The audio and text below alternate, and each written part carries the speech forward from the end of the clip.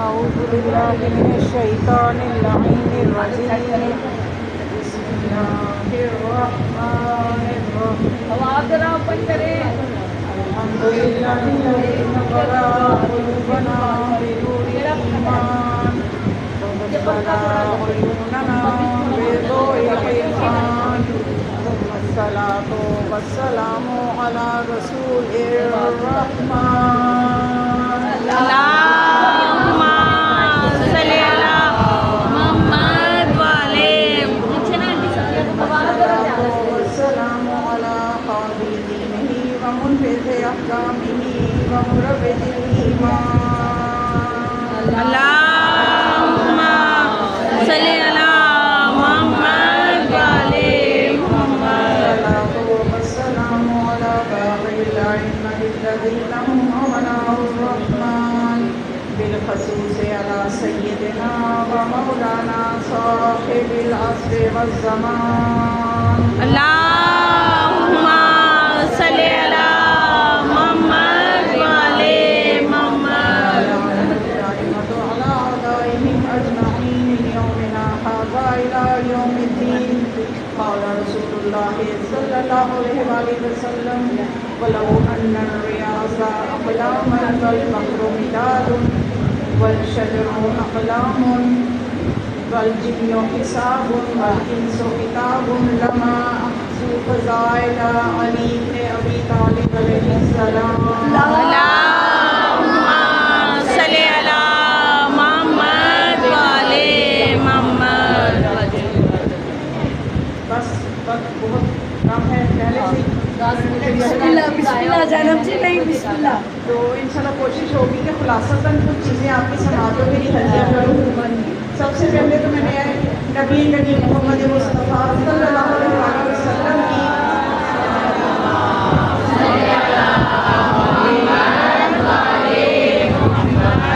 ایک نورانی حدیث آپ کی سماعتوں کے لیے تاکہ آپ کی سماعتیں مرتب ہو جائیں، آپ کے قلوب منور ہو جائیں، آپ کے دماغ نورانی ہو جائیں.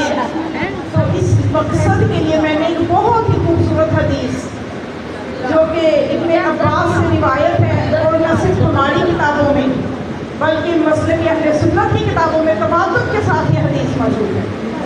اور یہ حدیث جو ہے یہ مسلمانوں کے خلیفہ ثانی نے بھی بیان کی. آپ دیکھیں اتنی بڑی تصدیق ہو گئی. کیا حدیث بیان کی کہ نبی کریم صلی اللہ علیہ وآلہ وسلم نے یہ فرمایا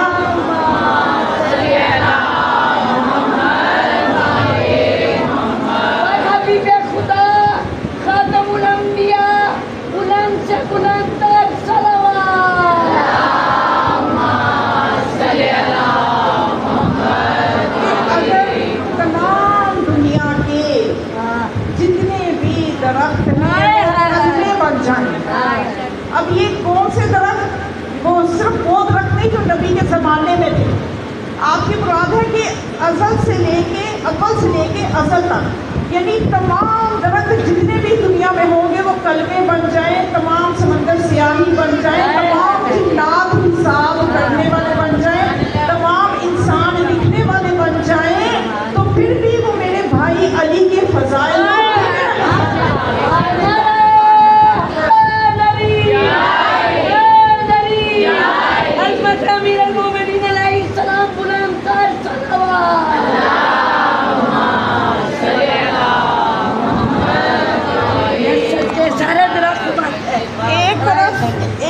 مولا کائنات کے فضائل ہیں کہ جو نبی کریم فرما رہے ہیں. کہ میں اور آپ یہ کوئی عام نبی کی بات نہیں ہے، سردار انبیاء فرما رہے ہیں کہ کوئی بھی میرے بھائی کے فضائل کو شمار نہیں کر سکتا.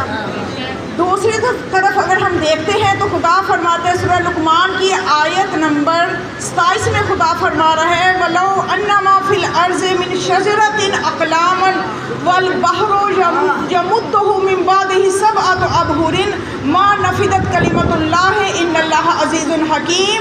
کہ اگر تمام زمین کے درخت جو ہے وہ کلمے بن جائیں اور سمندر سیاہی بن جائیں اور اس جیسے 7 سمندر اور پیدا ہو جائیں وہ بھی سیاہی بن جائیں تو پھر بھی اللہ کے کلمات کو لکھ نہیں سکتے، بیان نہیں کر سکتے، شمار نہیں کر سکتے. غالب اور حکمت والا ہے۔ اب یہ دو دعوے ہمارے سامنے آئے، نہ تو اللہ کے کلمات کوئی لکھ سکتا ہے، نہ علی کے فضائل کو شمار کر سکتا ہے۔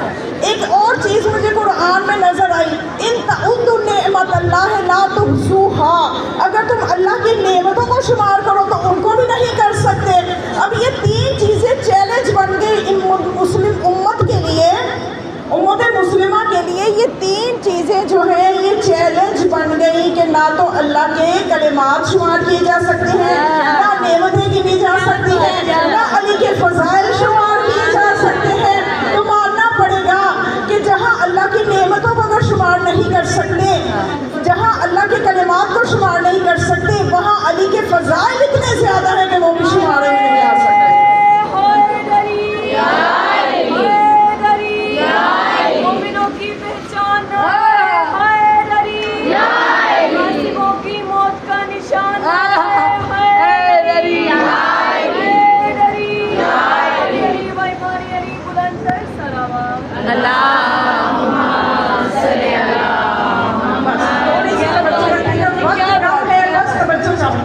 تاکہ میں چاہتی ہوں کہ میں ممبر کا کچھ حق ادا کر جاؤں۔ ایسا نہیں ہے کہ بس میں آرام سے بیٹھی رہوں اور آپ لوگ خوب خوش ہو رہے ہیں، بس اسی میں خوش ہو جاؤں، نہیں، مجھے بیوی کو جواب ہے، مجھے ممبر کے کچھ حقوق ہیں جن کو ادا کرنا۔ تو اب کلمات اللہ ان کو شمار نہیں کیا جا سکتا، تو وہ کلمات کیا ہیں، خدا کے کلمات کیا ہیں؟ خدا نے قرآن میں کلمہ جو کہا ہے نا، حضرت عیسیٰ کو کلمہ کہا ہے اپنا، انما المسیح ہو کہ بے شک مسیح جو ہیں، جو کہ ابن مریم ہے، وہ اللہ کا کلمہ ہے۔ تو کلمہ جو ہے نا، اس کی اگر لغت میں جا کے آپ معنی دیکھیں کہ وہ کلمۃ اللہ کیا ہے کہ جو شمار نہیں ہو سکتے، تو آپ کو لغت میں ملے گا کہ کلمہ اس چیز کو علماء نے اتفاق سے ایک ڈیفینیشن اس کی ایجاد کی، مفسرین نے وہ یہ کی کہ کلمہ وہ چیز ہوتی ہے جس سے اللہ کی قدرت کا جتنا زیادہ اظہار ہو، اظہار قدرت الہی کا جو چیز ذریعہ بنے گی وہ کلمۃ اللہ ہے۔ عیسیٰ کو کلمہ اس لیے کہا کہ اللہ کی قدرت کا اظہار ہو رہا ہے کہ بغیر باپ کے دنیا میں آ رہا ہے۔ وگرنہ مفسرین کہتے ہیں کہ کائنات میں جتنی بھی چیزیں ہیں وہ اللہ کی قدرت کی نشانیاں ہیں، ہر کوئی کلمۃ اللہ ہے، لیکن معنی کی سپر ڈگری کے اعتبار سے اگر دیکھا جائے تو جو جتنی زیادہ قدرت کا اظہار کرے گا وہ کلمۃ اللہ ہے۔ اب عیسیٰ کون ہے؟ کلمۃ اللہ۔ قرآن نے کہا کہ عیسیٰ کلمہ ہے، تو اب عیسیٰ کلمہ کیوں ہے؟ خدا کی قدرت کا اظہار ہے، بغیر باپ کے دنیا میں آ رہے ہیں۔ تو اب دیکھنا یہ پڑے گا کہ جتنا زیادہ کوئی قدرت کا اظہار کرے، اب عیسیٰ کلمۃ اللہ ہے۔ اب عیسیٰ کے کلمۃ اللہ ہونے میں عیسیٰ کا کوئی کمال نہیں، توجہ کرے نا، عیسیٰ کے کلمۃ اللہ ہونے میں عیسیٰ کا کوئی کمال نہیں ہے، لیکن ہمیں دیکھنا ہے تاریخ میں جو اللہ کی صفات کا مظہر بن کے آئی وہ کلمۃ اللہ اس طرح سے ہے کہ امام نبی علیہ السلام فرماتے ہیں نحن کلمۃ اللہ، کہ ہم اللہ کا وہ کلمہ ہے۔ کوئی بھی ہماری صفات کا، فضائل کا ادراک نہیں کر سکتا، کوئی بھی لا یدرک فضائل ولا تستقصی، کہ ہم اللہ کا وہ کلمہ ہے، ہم 14 معصومین اللہ کے وہ کلمے ہیں کہ ہمارے فضائل تک کوئی پہنچ ہی نہیں سکتا، کیونکہ یہ خدا کی جس قدرت کا اظہار کریں گے اس میں ان کا اپنا کمال بھی شامل ہوگا۔ اگر یہ خدا کی قدرت کا کمال اس طرح سے ظاہر کریں گے کہ ان کی پیدائش بیت اللہ میں ہوگی، علی کی پیدائش کا بیت اللہ میں ہونا یہ علی کے کلمۃ اللہ ہونے کی دلیل ہے۔ اب علی کا کمال کب نظر آیا؟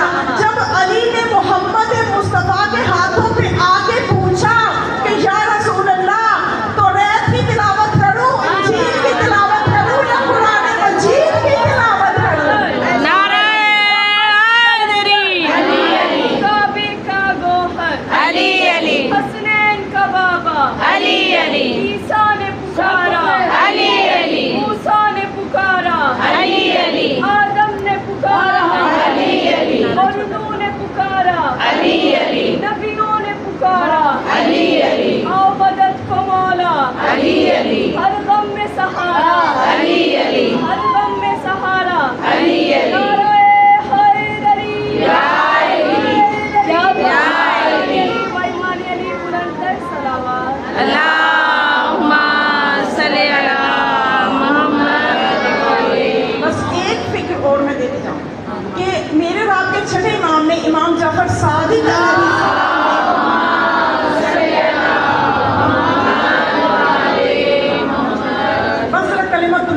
थोड़ी सी वजाहत और कर दूँ, गरचे ये एक ऐसा मौजू है कि इस एक मौजू के ऊपर कई मजालिस दरकार हैं, लेकिन मैं सिर्फ मुख्तसर कर रही हूँ। उन्होंने हमारे छठे इमाम ने एक शख्स से पूछा, एक शख्स ने जब आगे सवाल किया मौला से कि यबना रसूलल्लाह, मुझे अल्लाह के बारे में कुछ बताइए, कि खुदा के वजूद के बारे में कुछ बताइए। तो इमाम ने फरमाया तुमने कभी कश्ती में सफ़र किया? क्या कई बार? मौला ने कहा कभी मुश्किल में फंसे हो? कहता है हाँ हुआ ऐसा बात होगा, बड़ी मुश्किल में। तो मौला ने फरमाया जब इतनी मुश्किल में जब कभी तुम फंस गए तो तुम्हारे दिल में कभी कोई उम्मीद उस वक्त बाकी थी या बिल्कुल मायूस थे? उसने कहा नहीं, कोई उम्मीद ज़रूर थी कि बच जाऊंगा, कोई ताकत है जो बचा लेगी। तो इमाम ने फरमाया वो ताकत वो वजूद इलाही है कि जिसकी तरफ तुम्हारी उम्मीद कायम होती है। और हम आलिम